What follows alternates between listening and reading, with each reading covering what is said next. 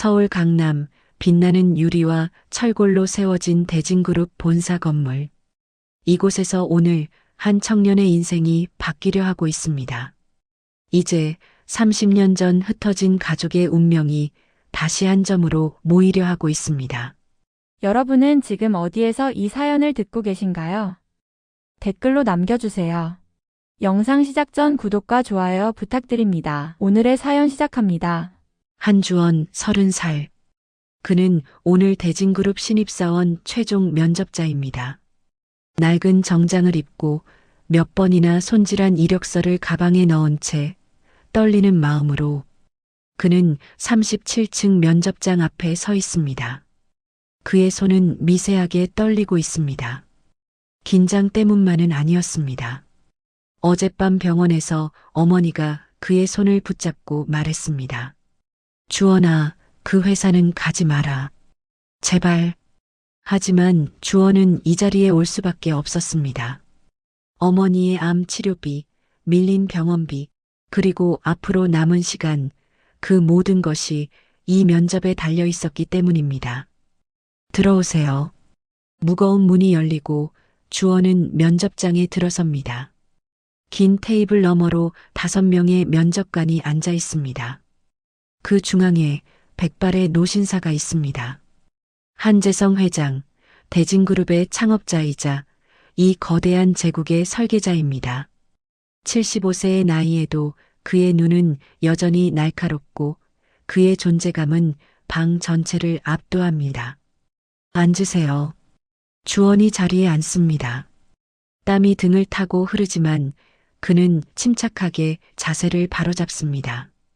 그 순간 자신의 하나뿐인 손자 민서와 똑같이 생긴 주원의 얼굴을 본 한 회장은 세상이 멈춘 듯 얼굴이 사색이 되어 그의 손에 쥐어진 펜을 바닥에 떨어뜨렸습니다. 딸그랑 조용한 면접장에 펜이 구르는 소리만 흐를 뿐이었습니다. 면접이 시작되고 학력, 경력, 지원 동기 등 평범한 질문들이 이어졌습니다. 화려한 학벌은 없지만 주원의 눈빛과 태도는 성실함과 진솔함을 말하고 있었습니다. 회장이 직접 물었습니다. 가족관계는 어떻게 되는가? 주원이 잠시 망설이다가 조용히 입을 열었습니다. 어머니와 단둘이 살고 있습니다. 아버지는 제가 태어나기 전에 돌아가셨습니다. 아버님 성함이 어떻게 되시죠? 지금까지 면접을 보면서 한 번도 받아보지 못한 질문이었기에 주원은 의아했지만 고개를 들어 똑바로 답했습니다. 한민호입니다. 건설 현장에서 사고로 돌아가셨다고 들었습니다. 한민호. 그 이름을 듣는 순간 한재성 회장의 머릿속은 하얘졌습니다. 30년을 마음에 품고 살아온 이름. 늘 가슴 한쪽에서 바늘이 되어 자신을 찌르던 이름. 한민호. 그의 하나뿐인 외아들의 이름이었습니다. 그런데 지금 눈앞에 같은 이름의 아버지를 둔 같은 나이의 청년이 앉아 있는 것이었습니다. 회장은 천천히 주원의 얼굴을 바라보았습니다. 그리고 숨이 멎습니다. 그 얼굴, 30년 전 아들 민호의 얼굴이었습니다. 그리고 자신의 하나뿐인 손자 민서와도 똑같았습니다. 눈매, 코, 입술의 곡선까지 말이죠. 잠시 휴식 시간을 갖겠습니다. 회장이 일어섭니다. 그의 다리가 휘청입니다. 비서가 황급히 부축했습니다. 한재성은 창문 앞에 서서 한강을 내려다봅니다. 그의 손은 떨리고 있습니다. 75년 인생에서 이렇게 흔들린 적이 없었습니다. 최 비서. 예, 회장님. 지금 즉시 조사해. 한주원이라는 청년. 출생 기록, 주민등록, 가족관계 증명서 모든 것을 찾아봐. 알겠습니다. 그리고 정유미라는 이름도 함께 찾아봐. 30년 전 우리 며느리였던 정유미가 누군지 알고 있던 최 비서는 얼굴이 굳은 채 회장에서 물었습니다. 혹시 살아계신다는 말씀이십니까? 모르겠네. 하지만 저 청년은 분명 민호의 아들이야. 30년 전에 우리가 모르는 일이 있었던 거지. 회장은 창밖을 응시하며 중얼거립니다. 민서에게 형제가 있었던 건가? 쌍둥이? 그의 목소리에는 분노와 슬픔, 그리고 희망이 뒤섞여 있었습니다. 1시간 후, 최 비서는 서류 뭉치를 들고 급하게 회장을 찾아왔습니다. 회장님, 확인했습니다. 어서 말해보게. 한주원, 1995년 9월 15일생. 출생지는 통영시 중앙병원. 어머니 이름은 정유미, 1970년생. 아버지라는 한민호로 기재되어 있습니다. 한재성은 서류를 받아듭니다. 떨리는 손을 주체할 수 없어 글씨가 흔들렸습니다. 그리고 정유미 씨는 현재 서울대학교 병원에서 암 치료를 받고 있습니다. 사기 췌장암이라고 합니다. 회장의 눈에 눈물이 맺힙니다. 며느리가 살아있었구나. 더 충격적인 사실이 있습니다. 회장님. 뭔가 출생 기록을 정밀 조회한 결과 한주원은 쌍둥이 중 둘째로 기록되어 있습니다. 첫째는 최 비서가 말을 잇지 못합니다. 말해봐. 첫째는 한민서. 바로 대리님입니다. 긴 침묵이 회장실을 채웁니다. 한재성은 소파에 주저앉습니다. 30년을 그는 손자가 하나라고 믿었습니다. 30년을 그는 며느리가 죽었다고 믿었습니다. 집사람이 알고 있었던 거야? 그의 목소리는 가라앉아 있습니다. 분노보다는 배신감이 더 깊게 배어 있습니다. 조사가 필요하겠지만 사모님께서 모르셨을 가능성은 거의 없습니다. 30년 전 손자 민서가 태어나던 날 아내로부터 걸려온 전화가 생생하게 떠올랐습니다. 여보, 며느리가 아이를 낳다가 그만. 다행히 아기는 살았어요. 임신 중이던 며느리 정유미가 조산 끝에 아이를 낳다가 세상을 떠났다는 소식. 아내 김정숙이 울며 전한 그날의 기억이 회장을 혼란스럽게 했습니다. 50년을 함께한 아내. 그녀가 이런 거짓을 30년 동안 유지해왔다는 사실이 믿기지 않았습니다. 세상의 시선 때문에 확인도 없이 며느리의 장례를 서둘러 치러버린 자신의 과오에 참을 수 없이 화가 치밀었습니다. 면접 결과는 어떻게 할까요? 회장은 결연한 눈빛으로 말했습니다. 합격시켜. 내 손자를 떨어뜨릴 수 없지. 같은 시각 서울대학교 병원 7층 병동. 유미는 창밖을 바라보며 앉아 있습니다. 50대 중반의 나이지만 병마가 그녀를 훨씬 더 늙어 보이게 만들었습니다.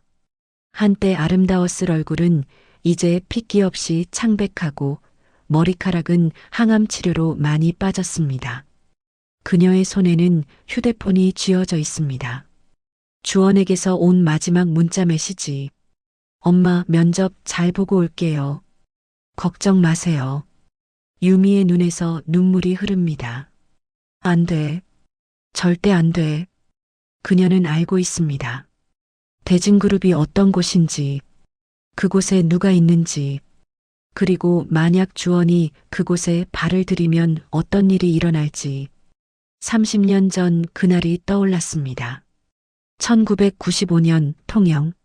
25살의 정유미는 첫 남편을 교통사고로 떠나보내고 삶의 의미를 잃어버린 채 살아가고 있었습니다.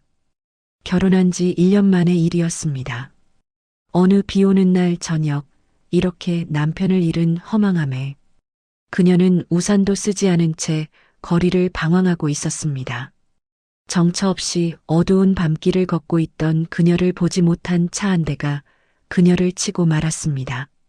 그녀를 발견한 운전자의 경적 소리를 듣고도 그녀는 피하지 않았습니다. 그날 그녀는 죽고 싶었습니다. 차에서 내린 남자는 한민호였습니다. 30살 대진그룹 상무였던 그는 현장 실사를 마치고 돌아가는 길이었습니다. 괜찮으세요? 병원에 가셔야 해요. 민호는 유미를 응급실로 데려갔습니다. 다행히 큰 부상은 없었습니다. 이렇게 그날 두 사람의 운명이 시작되었습니다. 민호는 책임감에 매일 병원을 찾았습니다. 유미는 처음에는 거부했지만 점차 그의 진심을 느낄 수 있었습니다. 그렇게 서서히 두 사람은 어느새 사랑하는 사이가 되어 있었습니다. 유미 씨, 나랑 결혼해요. 저는 이미 결혼했던 사람이에요. 당신에게 저보다 더 어울리는 사람을 만나세요. 민호가 대진그룹의 외아들인 것을 알게 된 유미는 자신이 대진그룹과 민호에게 피해가 될 것을 걱정하며 그에게 다가가는 것을 두려워했습니다. 민호는 정치적 이익과 사업의 이점으로 얽혀 있어 혼담이 오가고 있는 다른 재벌가 자제들보다 서로를 향한 마음 하나만으로 평생을 함께 할 수 있는 유미를 놓치고 싶지 않았습니다. 상관없어요. 나는 당신이 필요해요. 내 조건이 아닌 나 그대로를 사랑해주는 당신과 평생 함께하고 싶어요. 민호의 진심에 유미는 어렵게 마음을 열게 되었습니다. 하지만 유미의 마음문을 연 민호에게 넘어야 할 더 큰 산이 기다리고 있었습니다. 민호의 어머니 김정숙은 유미를 자신의 하나뿐인 며느리로 받아들일 수 없었습니다. 재혼녀를 우리 집 며느리로? 절대 안 돼. 어머니, 제가 사랑하는 사람이에요. 사랑? 그래, 그 사랑이 지금이야 뜨겁겠지. 그 사랑을 유지하게 해주는 게 집안 수준이란 걸 모르니? 어머니의 반대에도 불구하고 한 회장은 유미의 성품과 아들에 대한 애정으로 결혼을 허락해 주었습니다. 그리고 2달 후 유미는 임신 사실을 알게 되었습니다. 쌍둥이였습니다. 민호는 기뻐했습니다. 어머니도 손자를 보면 마음을 돌릴 거라고 믿었습니다. 아빠가 되고 유미가 어머니에게 인정받게 되어 행복한 가정을 이룰 생각에 민호는 하루하루가 기대가 되고 행복했습니다. 유미와 아이들을 위해서라도 회사를 더 잘 이끌어 가야 한다는 책임감과 열정도 더 커져갔습니다. 11월의 차가운 바람이 40층 높이의 철골 구조물 사이를 휘몰아치고 있었습니다. 민호는 노란색 안전모를 고쳤으며 현장 소장의 설명을 듣고 있었습니다. 이번 주까지 콘크리트 타설을 완료해야 공정표를 맞출 수 있습니다. 현장 소장의 목소리는 다급했습니다. 민호는 그 목소리 뒤에 숨은 압박감을 느낄 수 있었습니다. 아버지가 이 프로젝트에 거는 기대, 투자자들의 시선, 그리고 무엇보다 3개월 지연된 공사 일정. 안전수칙은 잘 지켜지고 있습니까? 민호가 물었습니다. 현장 소장은 잠시 망설이다가 어쩔 수 없다는 듯 고개를 끄덕였습니다. 물론입니다. 다만 날씨가 좋지 않아서 그때였습니다. 바람이 더욱 거세지면서 철골을 고정하던 와이어 하나가 팽팽하게 떨리며 삐걱거리는 소리를 냈습니다. 민호는 무의식적으로 그쪽을 쳐다봤습니다. 저건 괜찮습니까? 아, 저건 내일 아침에 점검 예정입니다. 지금은 현장 소장의 말이 채 끝나기도 전에 무전기에서 급한 목소리가 터져나왔습니다. 23구역, 23구역. 크레인 쪽 이상 징후 포착. 민호의 심장이 빠르게 뛰기 시작했습니다. 그는 본능적으로 주변을 둘러봤습니다. 작업자들이 부산하게 움직이고 누군가는 소리를 지르고 있었습니다. 현장의 공기는 무거웠습니다. 현장 소장이 민호의 팔을 잡았습니다. 부사장님, 일단 이쪽으로. 그 순간 민호는 머리 위에서 뭔가 삐걱거리는 소리를 듣고 천천히, 아주 천천히 고개를 들었습니다. 시간이 멈춘 것 같았습니다. 현장 소장의 119를 부르는 다급한 소리와 매서운 칼 바람 속에서도 민호의 의식은 서서히 없어졌습니다. 장례식장의 형광등 불빛은 차갑고 무심했습니다. 대진그룹 본사 1층 대강당은 검은 옷을 입은 사람들로 가득했습니다. 임직원들, 협력업체 관계자들, 정재계 인사들이 줄을 서서 조문을 기다렸습니다. 상주석에 앉은 민호의 아버지 한 회장은 하루아침에 10년도 더 늙어버린 것 같았습니다. 그의 손은 미세하게 떨리고 있었고 눈은 초점을 잃은 채 허공을 응시하고 있었습니다. 회장님, 고인의 명복을 빕니다. 고맙습니다. 기계적인 대답만 오고 갈 뿐이었습니다. 현장 소장은 영정사진 앞에 무릎을 꿇은 채 3시간째 그 자리를 떠나지 못하고 있었습니다. 누군가 그의 어깨를 잡아 일으켰지만 그는 다시 무너져 내렸습니다. 제가 막았어야 했습니다. 영정 속 민호는 남겨진 사람들의 슬픔은 헤아리지 못하는 듯 환하게 웃고 있었습니다.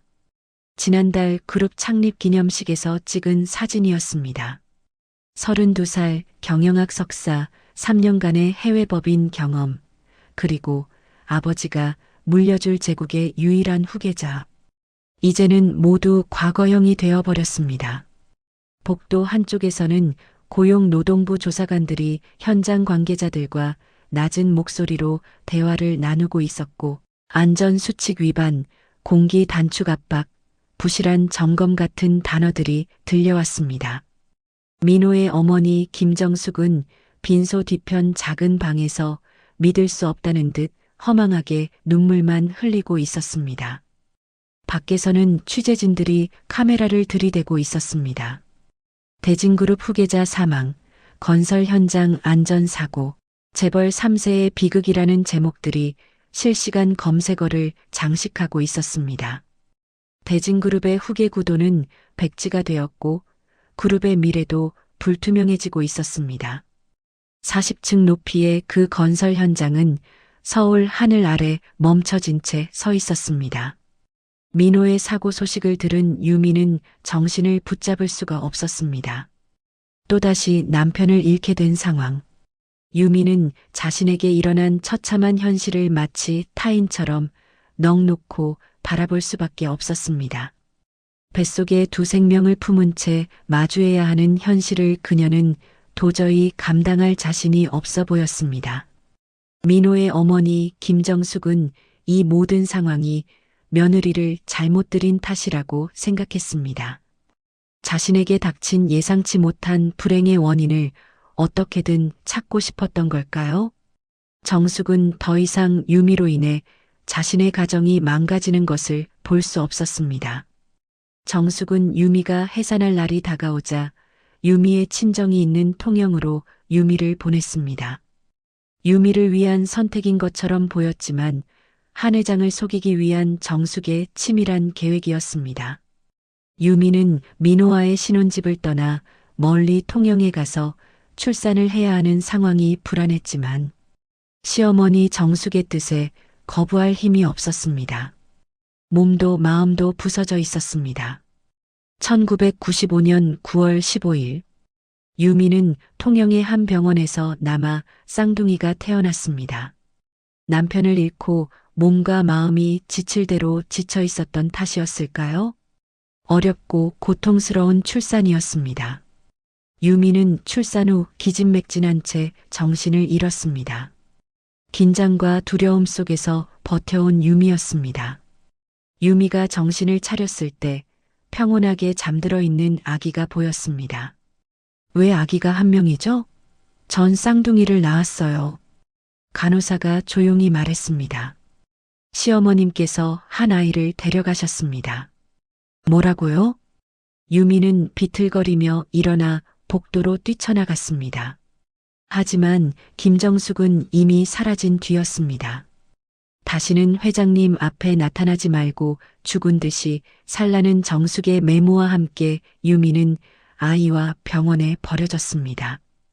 유미는 대진그룹을 이어갈 아이에게 피해가 되지 않도록 철저하게 숨어 살아야 하는 처지가 되어버린 것이었습니다. 그날 이후 유미는 매일 자신이 낳은 아이를 안아보지도 못한 채 떠나보낸 자책감과 그리움을 삼키며 살아왔습니다. 모든 것을 잃은 유미에게 살아갈 이유가 되어준 남겨진 아이, 유미는 아이의 이름은 주원으로 지었습니다. 한주원. 그렇게 30년 동안 그녀는 혼자 주원을 키워냈습니다. 가난했지만 행복했습니다. 주원은 착하고 똑똑하게 자랐습니다. 하지만 그녀는 늘 두려웠습니다. 언젠가 진실이 밝혀지고 빼앗긴 다른 아들에게 자신이 걸림돌이 될까봐 말이죠. 강한 운명을 그 누구도 거스를 수 없었던 것이었을까요? 엄마. 주원이 환한 얼굴로 들어옵니다. 손에는 꽃다발과 과일 바구니가 들려 있습니다. 합격했어요, 엄마. 대진그룹 최종 합격. 하지만 유미의 얼굴은 하얗게 질립니다. 주원아. 엄마, 이제 걱정 안 해도 돼요. 내가 돈 많이 벌어서 엄마 치료비 다 낼게요. 좋은 병원으로 옮기고 효과 좋은 약도 쓰고. 주원아, 그 회사 가지 마. 네. 주원의 미소가 사라집니다. 왜요, 엄마? 좋은 회사잖아요. 내가 얼마나 준비했는데. 다른 회사를 알아봐. 제발. 정유미의 눈에서 눈물이 흐릅니다. 엄마, 그곳에는 가면 안 되는 이유가 있어. 무슨 이유죠? 유미는 입술을 깨뭅니다. 30년을 숨겨온 비밀. 지금 말해야 할까요? 아니면 계속 숨겨야 할까요? 엄마, 말씀해 보세요. 뭐가 문제예요? 너는 형제가 있어. 뭐라고요? 주원은 얼어붙습니다. 평생 외동아들로 살아왔습니다. 아버지도 없이 어머니 하나만 바라보며 살았습니다. 쌍둥이 형이 있어. 엄마가 너희를 낳자마자 친할머니가 형을 데려갔어. 나는 너만 데리고 남겨졌고. 그럼 형은 어디 있어요?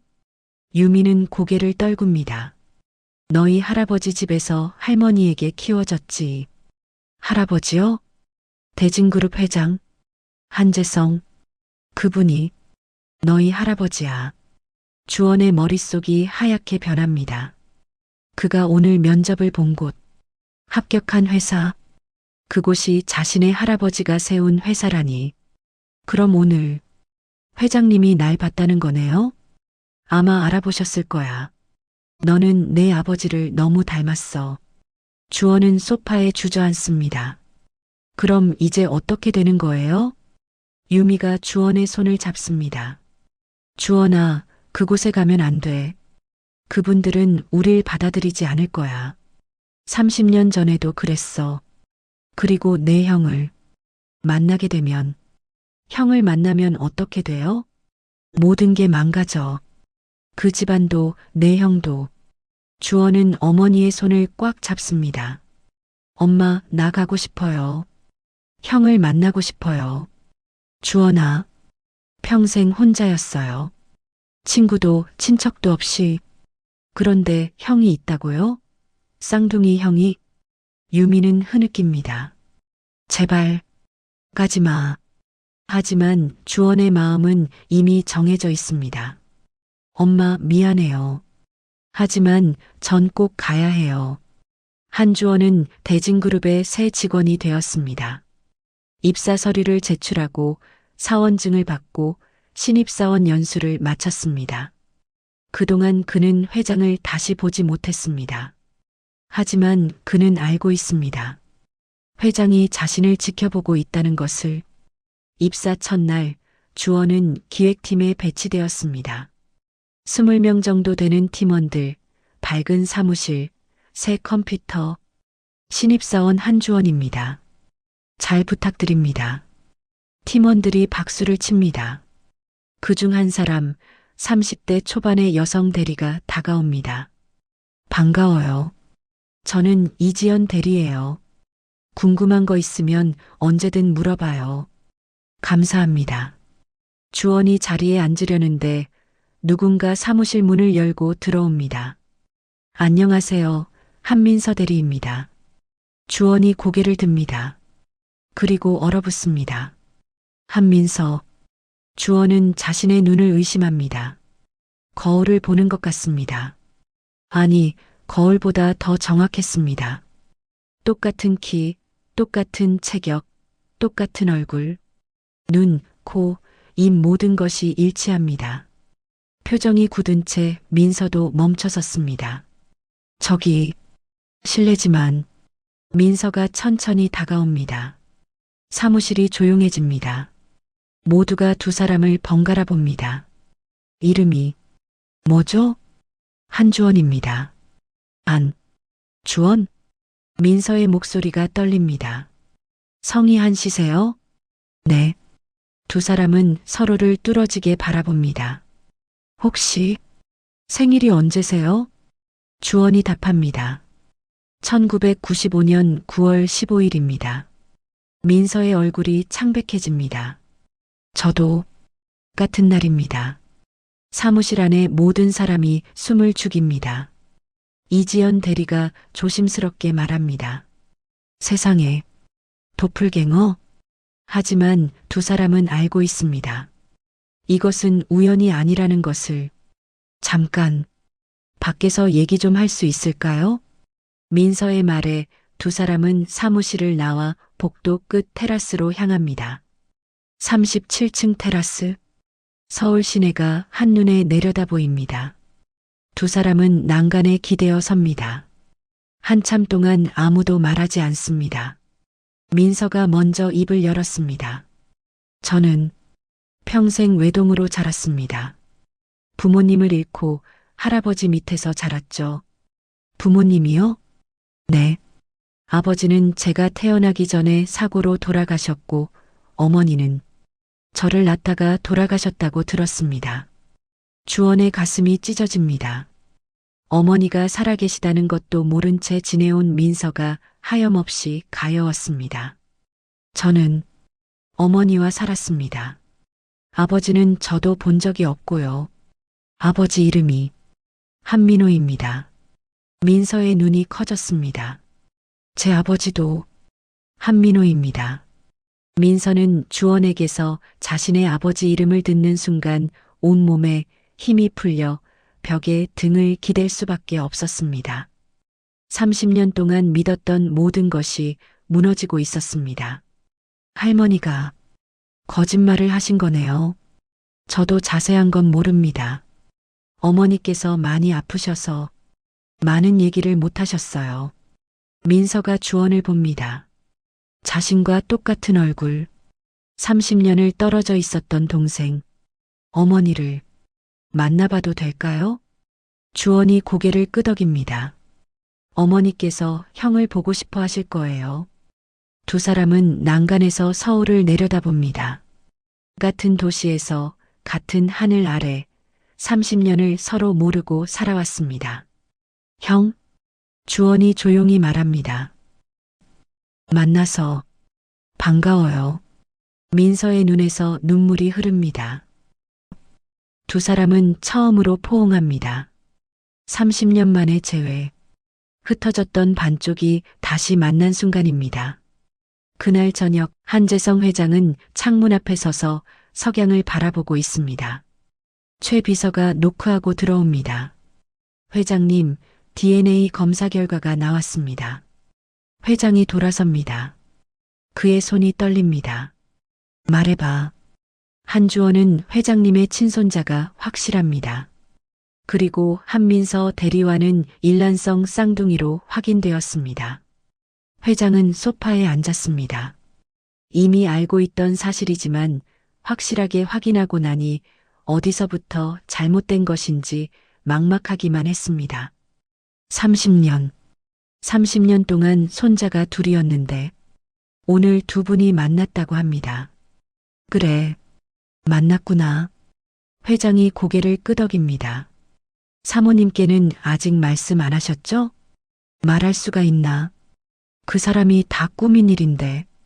회장의 목소리에 분노가 묻어납니다. 사모님을 부르시겠습니까? 그래야겠지. 이렇게 확실하게 확인이 된 이상 숨길 수는 없어.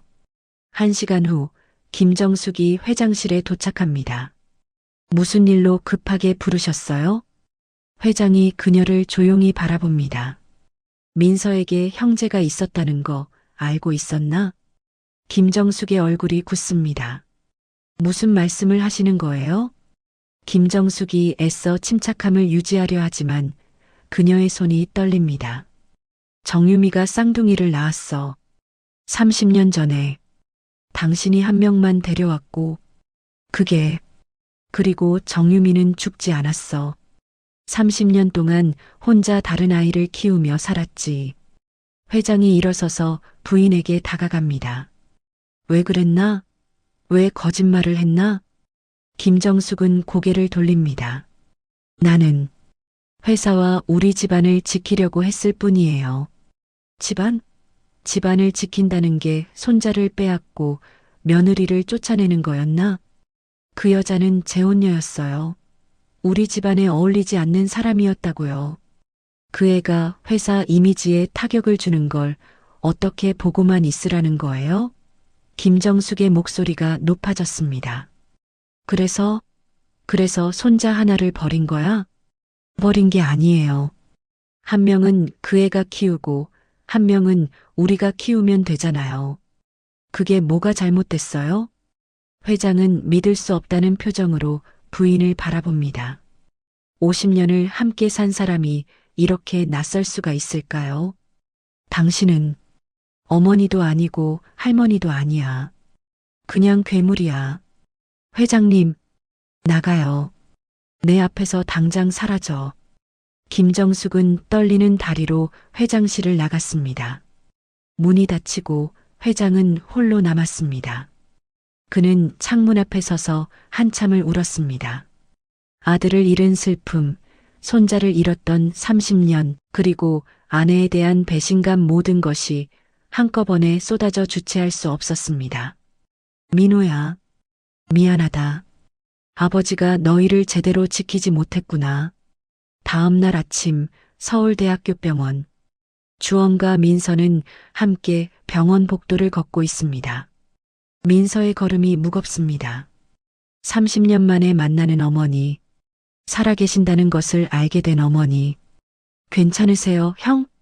모르겠어. 어떤 얼굴로 뵈어야 할지. 어머니는 형을 그리워하셨을 거예요.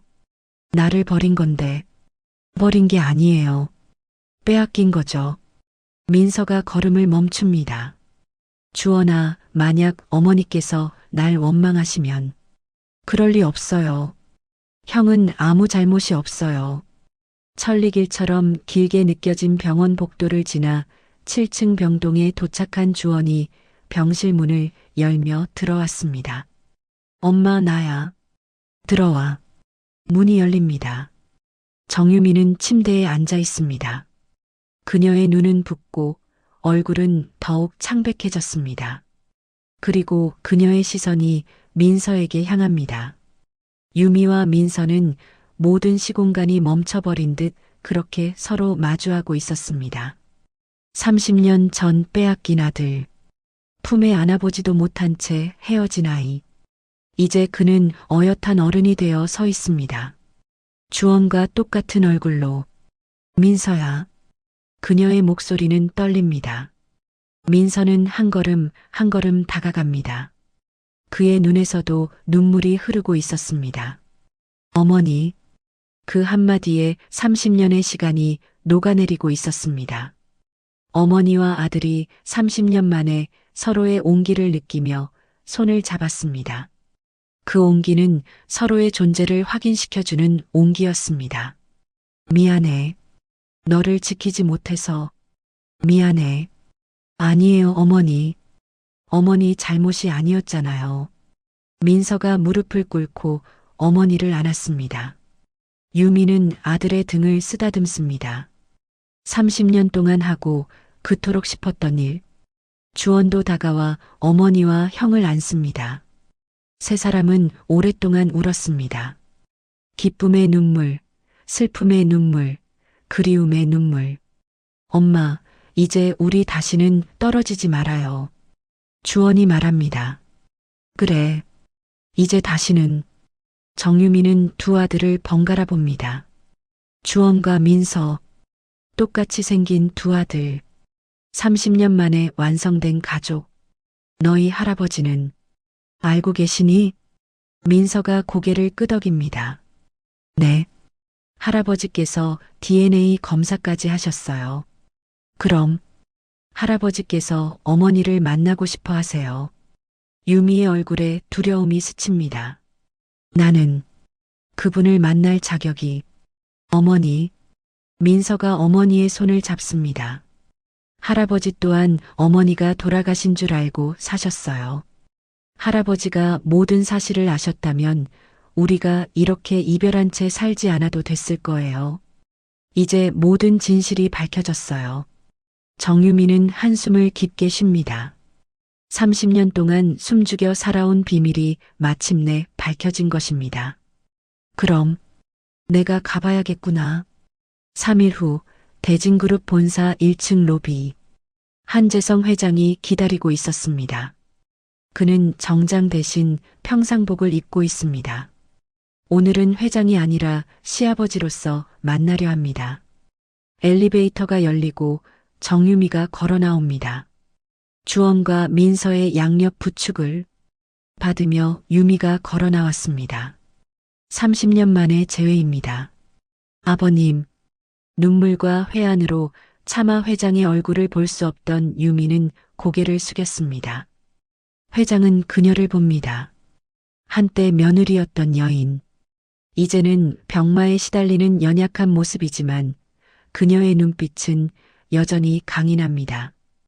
유미야, 많이 고생했구나. 그 한마디에 정유미의 눈에서 눈물이 쏟아집니다. 죄송합니다. 아버님께 인사도 못 드리고 떠나서. 아니야. 내가 미안하지. 우리 집안이 너를 지켜주지 못했어. 회장도 눈물을 흘립니다. 민서도 주원이도 다 잘 컸구나. 예. 두 아이 모두 착하게 자랐습니다. 회장이 두 손자를 봅니다. 이제는 둘 다 자신의 손자입니다. 이제부터 우리가 너를 돌볼 거야. 치료도 제대로 받고 좋은 병원에서 좋은 의사한테. 아버님, 그리고 유미야, 너는 우리 집 며느리. 30년 전에도 그랬고 지금도 그래. 정유미는 더 이상 말을 잇지 못하고 울음을 터뜨립니다. 30년 동안 참고 참았던 모든 슬픔이 막을 수 없이 쏟아져 나왔습니다. 주원과 민서가 어머니를 부축합니다. 자, 이제 집으로 가자. 회장이 말합니다. 집으로. 넓은 거실에 4사람이 앉아 있습니다. 회장, 정유미, 주원, 민서. 식탁에는 따뜻한 음식이 가득합니다. 회장이 직접 준비하라고 지시한 것입니다. 자, 먹자. 오늘은 우리 가족이 다시 모인 날이니까. 어색하지만 그동안 상상하지 못했던 따뜻한 시간이 흐르고 있었습니다. 주원아, 네, 할아버지. 회사에서 잘하고 있니? 열심히 하고 있습니다. 민서가 많이 도와주겠지? 네, 형이 잘 챙겨주고 있어요. 두 손자가 함께 일하는 모습을 상상하니 가슴이 벅찬 듯이 회장이 흐뭇하게 웃었습니다. 저녁 식사 후 거실에서 차를 마시며 한 회장이 어렵게 입을 열었습니다. 유미야, 민호 엄마가 사과하고 싶어 한다. 회장이 조심스럽게 말합니다. 제가 어머님을 만나 뵈어야 할까요? 그건 내가 결정해. 하지만 그 사람도 이제는 후회하고 있어. 늙어서 보니 자기가 한 일이 얼마나 큰 잘못인지 알게 된 것 같다. 정유미는 두 아들을 바라봤습니다. 아들을 잃은 정숙의 마음을 이해했기 때문에 지금까지 버텨내며 살아온 유미였습니다. 유미는 이미 자식을 잃은 자기보다 더 큰 아픔을 지고 살아야 했던 정숙을 용서했는지 모릅니다. 정유미는 깊게 숨을 들이쉽니다. 만나보겠습니다. 유미가 어려운 결단을 내렸다는 걸 안 회장은 유미를 다독였습니다. 아이들과 너에겐 시간이 필요할 테니 우선 마음을 잘 돌보거라. 일주일 후 조용한 찻집. 김정숙이 먼저 도착해 앉아 있습니다. 그녀는 30년 전보다 훨씬 늙어 보였습니다. 아들을 향한 그리움과 부모와 자식을 생이별시킨 죄책감에 그녀는 한시도 자유로울 수 없었습니다. 주름진 얼굴, 굽은 어깨, 한때 당당했던 재벌가 부인의 모습은 사라지고 그저 늙은 여인만 남아 있습니다. 그녀의 노쇠한 모습에서 그동안의 마음의 짐이 얼마나 무거웠는지를 말해주는 것 같았습니다. 주원의 부축을 받으며 유미가 한 발짝 한 발짝 어렵게 걸어오고 있었습니다. 유미야. 정숙은 어렵게 먼저 입을 열었습니다. 미안하다. 정유미는 차를 마시며 아무 말도 하지 않습니다. 내가 너무 큰 잘못을 저질렀어. 민호에 대한 내 기대가 너를 얼마나 비참하고 고통스럽게 만들었는지 이제야 알게 되었구나. 민호를 잃은 내 슬픔의 책임을 모두 너에게 돌린 나를 용서해다오. 30년 동안 후회했어. 매일 밤 잠을 못 잤어. 내가 어떻게 살고 있을까? 너에게 두고 온 아이는 잘 크고 있을까? 민서는 엄마를 그리워하지 않을까? 김정숙의 눈에서 참회의 눈물이 흘렀습니다. 모두를 위한 일이라고 생각했던 자신의 선택이 자신과 가족들에게 얼마나 큰 고통을 주었는지 깨닫고 있었습니다. 이제 와서 미안하다고 하는 게 무슨 소용이 있겠니? 하지만 이제 너와 아이들에게 용서를 빌고 무거운 짐을 내려놓고 싶구나. 정말 미안하다. 정유미는 테이블 위에 손수건을 정숙에게 건네며 말했습니다. 어머님, 저도 30년 동안 어머님과 제 운명을 매일 원망하며 보냈어요. 김정숙은 차마 유미를 볼 수 없어 고개를 숙였습니다. 하지만 이제 보니 원망한다고 해서 달라지는 건 없더라고요. 시간은 돌아오지 않고 아이들은 이미 다 컸고 용서는 시간이 필요할 것 같아요. 하지만 남은 시간 동안 우리 가족으로 지내고 싶어요. 주원이와 민서를 위해서라도요. 정숙은 놀란 듯 고개를 들었습니다. 그녀의 얼굴에 희망의 빛이 스치고 있었습니다. 정말 그래도 되겠니? 네. 어머님, 유미는 자신과 두 아들, 그리고 한 회장을 위한 최선의 선택을 하고 있었습니다. 과거의 원망에 매여 진정한 행복을 놓치고 싶지 않았습니다. 같은 시각 대진그룹 옥상에서는 주원과 민서가 나란히 서서 서울 시내를 바라보고 있습니다. 주원아. 응, 형. 신기하다. 30년 동안 혼자였는데 이제는 동생이 생겼어. 나도 그래. 외동으로 살다가 갑자기 형이 생겼으니 두 사람은 웃습니다. 근데 말이야. 민서가 말을 이어갔습니다. 난 이 회사에서 할아버지 밑에서 자랐잖아. 좋은 교육받고 좋은 환경에서. 응. 너는 어머니랑 고생하면서 자랐고. 그게 미안해. 주원이 고개를 돌려 형을 봅니다. 형 잘못이 아니잖아. 우리 둘 다 선택할 수 없었던 일이야. 그래도 형, 이제 우리 함께잖아. 그걸로 충분해. 민서는 동생의 어깨를 감싸 안습니다. 그래. 이제 우리 함께야. 어느덧 6개월이 흘렀습니다. 유미는 한 회장의 지시로 최고의 의료진으로부터 치료를 받고 있습니다. 기적적으로 암세포가 줄어들고 있었습니다. 의사들은 놀라워하지만 정유미는 알았습니다. 가족이 함께 있기 때문이라는 것을요. 주원과 민서는 회사에서 함께 일하며 최고의 팀워크를 보여주고 있었습니다. 두 사람은 신입사원과 대리라는 직급 차이에도 불구하고 형제애로 서로를 도우며 성장하고 있었습니다. 이런 그들을 보며 가장 행복해하는 사람은 한 회장이었습니다. 손자 둘을 모두 되찾은 기쁨이 그에게 새로운 활력을 주고 있었습니다. 정숙은 조용히 참회의 시간을 보내고 있었습니다. 유미의 병간호를 책임지며 조금씩 관계를 회복해가고 있었습니다. 어느 일요일 오후 한 가족이 남산타워 아래 모였습니다. 한 회장, 김정숙, 정유미, 주원, 민서. 5사람은 한 가족으로 남산타워 아래에서 카메라를 보며 미소 짓고 있었습니다. 하나, 둘, 셋. 찰칵. 30년 만에 찍는 완전한 가족 사진이었습니다. 그날 저녁 가족들은 회장의 집에서 저녁 식사를 했습니다. 식탁에는 웃음이 가득했습니다.